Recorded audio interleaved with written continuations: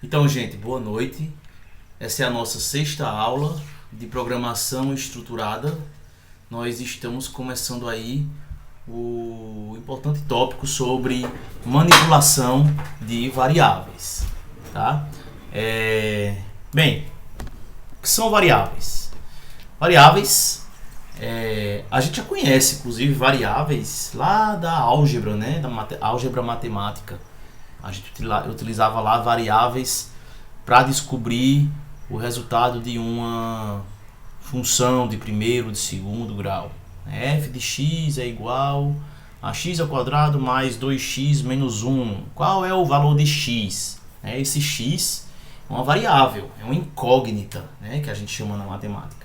Então, na programação, as variáveis são utilizadas para armazenar valores e permitir a manipulação desses valores, tá? Então é um mecanismo das linguagens de programação que tem o objetivo de permitir que o programador manipule os dados que estão sendo tratados no programa, tá? Então toda variável ela pode receber valores. Isso tudo que eu estou falando para vocês, inclusive, é um assunto já conhecido de vocês, porque vocês já vieram de algoritmos e lógica de programação. Então, se eu declaro aí 3 variáveis no meu sistema, no shell nesse caso, uma variável chamada nome, né? Essa variável ela recebe um valor que está entre aspas. A gente chama esse valor, a gente vai ver hoje ainda, de string. É um valor do tipo string, é um valor que a gente chama de conjunto de caracteres. Uma variável chamada idade, que recebe um valor, olha, é um valor inteiro aqui. E uma variável chamada peso, que recebe 60.3, que portanto não é nem inteiro, nem conjunto de caracteres, ou seja, não é string. É um decimal, a gente chama na programação de ponto flutuante. Então, basicamente, o que a gente precisa entender é que em Python, para declarar uma variável, basta que a gente inicie essa variável com o valor que a gente queira. A partir do momento em que eu inicio ou inicializo uma variável com um valor qualquer, numérico ou não, tá? A gente está declarando para o compilador Python que existe um espaço na memória, tá?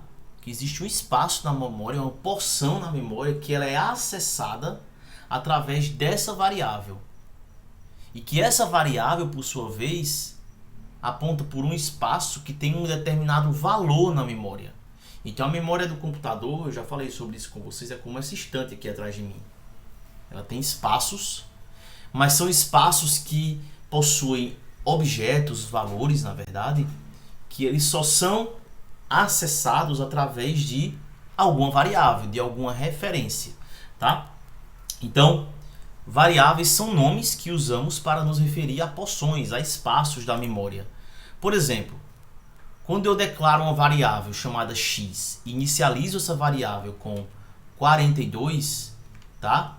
Eu estou dizendo, olha, tem um espaço na memória que possui um valor 42 e que ele só pode ser acessado através de uma variável chamada x. Há linguagens de programação que trabalham mais profundamente esse conceito utilizando uma estrutura específica chamada ponteiro. A linguagem C trabalha com isso muito bem. Então, uma variável aqui é um ponteiro para um espaço na memória, para um espaço que é referenciado por essa variável, tá? Eu posso depois declarar uma variável chamada x novamente, ou seja, a mesma variável, mas que agora ela vai ser o quê? 10. Ou seja, Bruno, quer dizer que aquele 42 deixou de existir na memória? Não, ele continua lá. Ele só não é mais possível de ser acessado. E Bruno, quando é que esse espaço na memória, quando é que esse valor na memória do computador vai deixar de existir? Na verdade, quando a memória estiver cheia. A memória de um computador, ela é como uma estrutura de pilha. O que é uma pilha? Vamos pensar numa pilha de livros. Então, uma pilha de livros, em uma pilha de qualquer coisa, na verdade, mas de livros, o primeiro que entra é o último que sai. coloquei um livro, tá? Coloquei aqui um livro, vou dar um livro aqui qualquer. Peguei esse livro, coloquei na pilha. Deixa eu ver aqui se vocês estão me olhando na câmera, se dá pra ver. Não dá. Então tá aqui, peguei um livro. Depois coloquei outro. Depois coloquei outro. Não sei se eu vou aguentar o peso desse.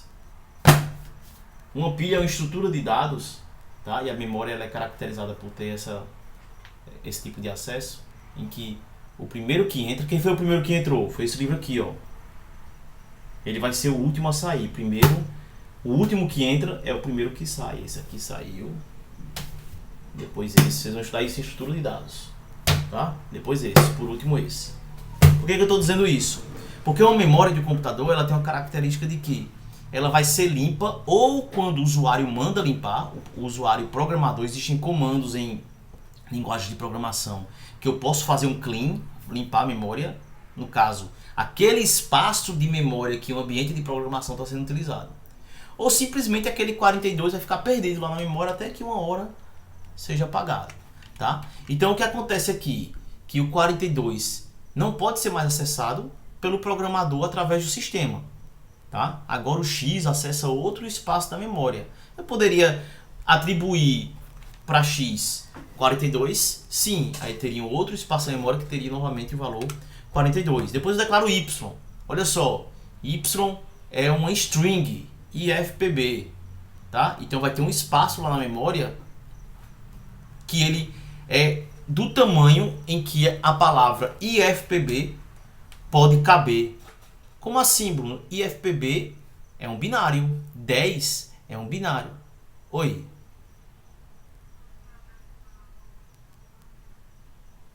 Poxa, gente. Só agora que vocês me dizem. Quem foi que falou aí, hein? Obrigado, Franciela. É sinal que só você tá prestando atenção, hein?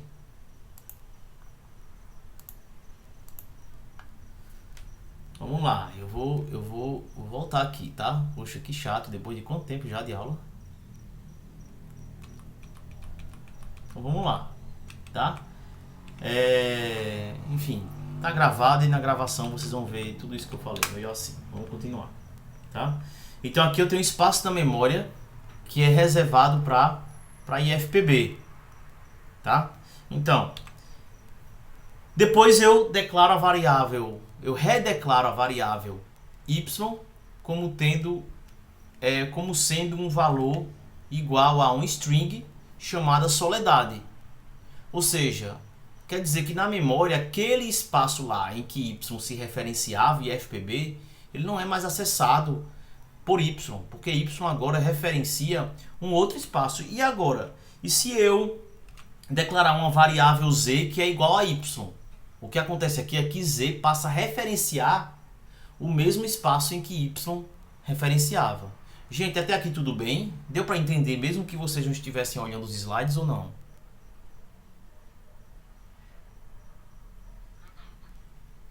É o que? Não consegui entender. Beleza, então olha só. Em Python é uma linguagem muito dinâmica. Eu posso, inclusive ela é dinamicamente tipada, a gente vai ver inclusive isso também.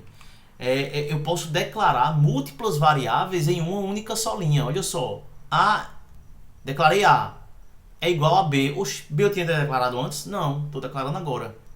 Que é igual a C, que é igual a 1. O que é que eu estou fazendo aqui? Eu estou declarando três variáveis do tipo inteiro que são igual a 1.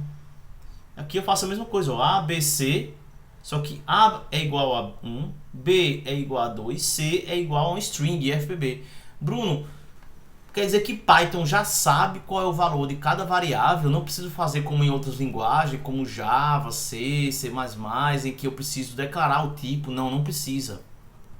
Python é uma linguagem dinamicamente tipada, tá? Compare, por exemplo, esses dois códigos, onde eu estou declarando três variáveis com os seus mesmos valores, só que o código da esquerda apresenta essa declaração em Python. Já o da direita em Java. Olha só, em Python, o próprio Python vai saber o tipo da variável de que forma? Só olhando para o valor que ele recebe. Java não.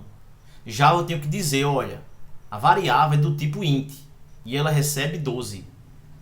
Se para essa variável passasse um string, ia dar um erro de compilação, tá? Então, eu tenho como saber em Python exatamente o tipo. Pode ser que eu fique em dúvida. Pode ser que na verdade eu receba uma variável em alguma parte do meu sistema de alguma função em que eu não sei o tipo daquela variável e seja interessante para mim testar antes o tipo. Então existe uma função em Python para isso. É a função type. Assim como a gente já viu a função input e a função print, que eram BIFs, lembra que era BIFs? Que são built-in functions. Nós temos também a função type, que diz o quê? O tipo de determinado valor ou variável. Então, basicamente, nós temos 4 tipos em Python. 4 tipos, eu diria, primitivos, nativos da linguagem. O tipo inteiro, tipo de ponto flutuante, que é float, tipo de string e tipos booleanos. O que são os tipos booleanos?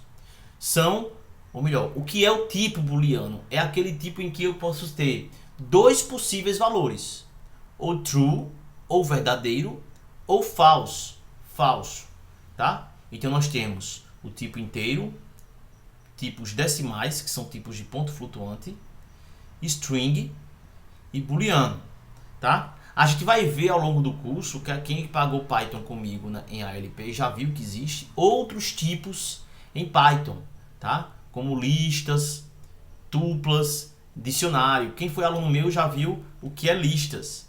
Então, basicamente, nós precisamos entender que, como Python é uma linguagem dinamicamente tipada, tá? As variáveis elas podem mudar o comportamento do código.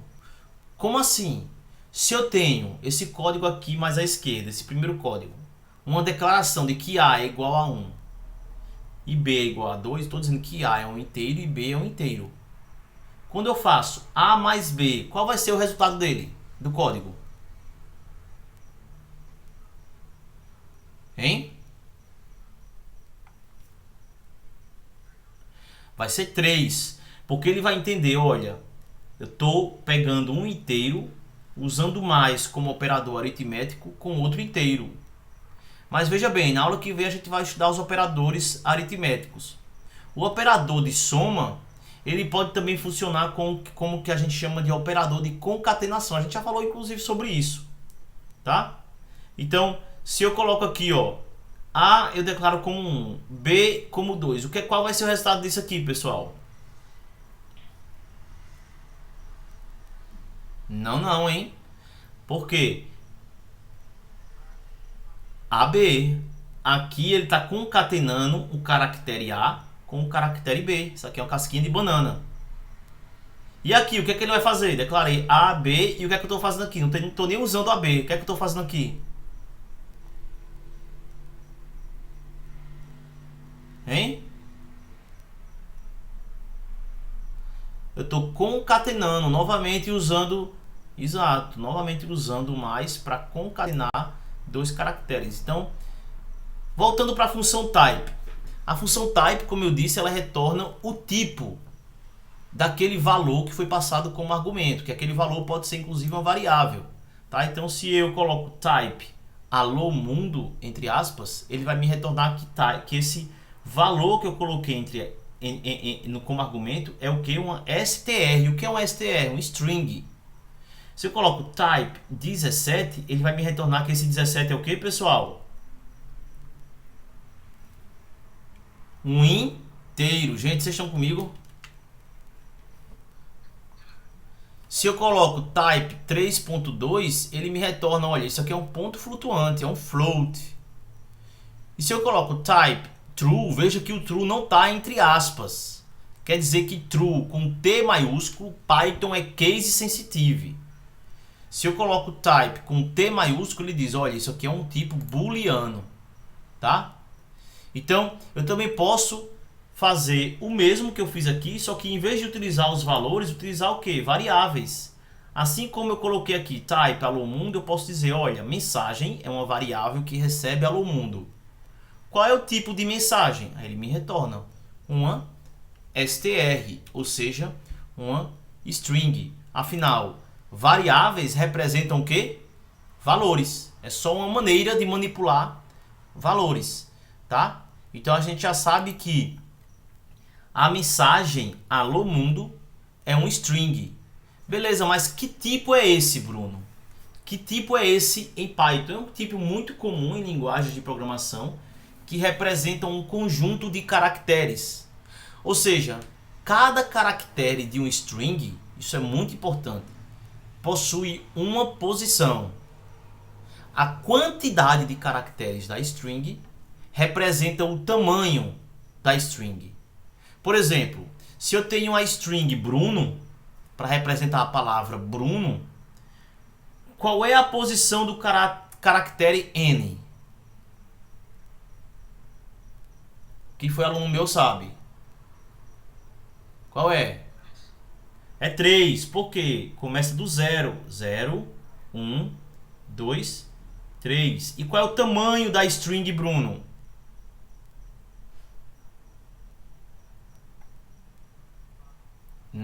4? Não. O último caractere é que está na posição 4. Mas a string tem 5 caracteres. 1, 2, 3, 4, 5. Beleza, Walter? Foi Walter que falou, né? Beleza, então aqui nós temos o que? As posições ou índices e o conteúdo de cada posição da string. Então aí a gente consegue responder qual é a posição do caractere N, qual é o tamanho da string. Para a string hoje é um belo dia, por exemplo. Nós temos aí essa disposição de caracteres. Então eu consigo descobrir qual é a posição do primeiro espaço da string. 4. Qual é a posição do último i da string? 16. Qual é o tamanho da string? É 18 o tamanho da string, pessoal? É 18? É 19, tá? Então, além do tipo string, eu tenho em Python os tipos numéricos. Tenho, portanto, o tipo inteiro, int, e o tipo float, que é o tipo decimal, tá? Então, se eu disser type 17, ele me retorna que é um int. 3.2, que é um float, tá? Então, os inteiros pertencem a um tipo chamado int. E os números decimais a um tipo chamado float, tá? Então, eu posso utilizar para com esses tipos, para com variáveis que têm esses tipos, eu posso utilizar operadores aritméticos. Então, em Python, nós temos 5 operadores aritméticos. O mais, que representa soma. O menos, que representa subtração.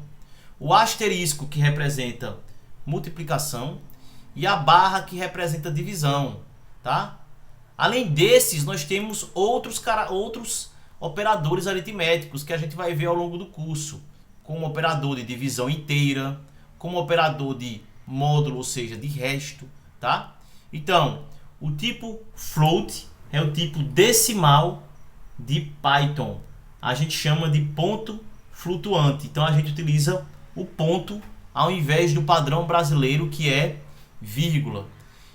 E o tipo lógico, que é o tipo boolean, booleano em Python, ou bool, que é representado pelos valores true, verdadeiro, ou false, falso, tá? Então esses são os 4 tipos básicos de Python. Mas para a gente finalizar, a gente ainda vai estudar isso a fundo nas próximas aulas, tá? Eu quero tentar terminar isso já na aula de amanhã. Mas para a gente finalizar já a parte de variáveis, não especificamente a parte de tipos, a gente agora vai só praticar. A gente tem que entender que para escolher nomes de variáveis, a gente tem que escolher um nome que não somente respeite as regras de Python, e eu vou falar sobre essas regras daqui a pouco, mas que também sejam nomes com boa semântica, sejam nomes intuitivos. Se eu tenho, por exemplo, que manipular o nome dos pacientes de uma clínica em um sistema para clínica. Qual seria o nome mais intuitivo para a variável que vai representar o nome? Nome. Então, eu posso ser claro e direto com isso. Eu não preciso ficar elocumbrando possíveis nomes para as variáveis quando eles já são bastante claros, tá? Então, nomes de variáveis em Python podem ter letras e números, tá? Agora, é importante que o nome da variável comece com letras e não com números. Comece com letras e não com números, ou seja, o número tem que ser o segundo caractere depois do primeiro, né? E é uma boa prática de programação que o nome da variável se inicie com letra minúscula. Também não se pode, assim como em outras linguagens de programação, definir nomes de variáveis como sendo nomes de palavras-chave de Python, ou seja, de comandos de Python, tá? Então, ao nomear uma variável em Python, eu quero que você se lembre que Python é case sensitive, ou seja, uma variável com o nome em letras maiúsculas é diferente de uma variável com o nome em letras minúsculas, tá? É também comum utilizar sublinhado quando uma variável possui um nome composto. Por exemplo, se eu tenho uma variável que representa o nome de um cliente de uma loja e é um nome completo, né? Ou melhor, é o primeiro nome da pessoa. Eu posso colocar uma variável chamada primeiro nome, separado com underline, com sublinhado, tá? Então, para a gente finalizar a nossa aula, eu quero que todos aí abram o seu idle para a gente falar rapidinho sobre arquivos Py. Todos vocês sabem o que é arquivos Py, é a extensão de Python. Eu já mostrei a vocês como abrir esses arquivos, a gente salva como py, né? E eu quero que vocês abram, que eu quero que vocês façam aí já um exercício para ver se vocês entenderam bem essa questão de variáveis de tipos. Eu vou finalizar aqui a nossa aula, a gravação, tá? Mas a gente continua aqui, tá, gente?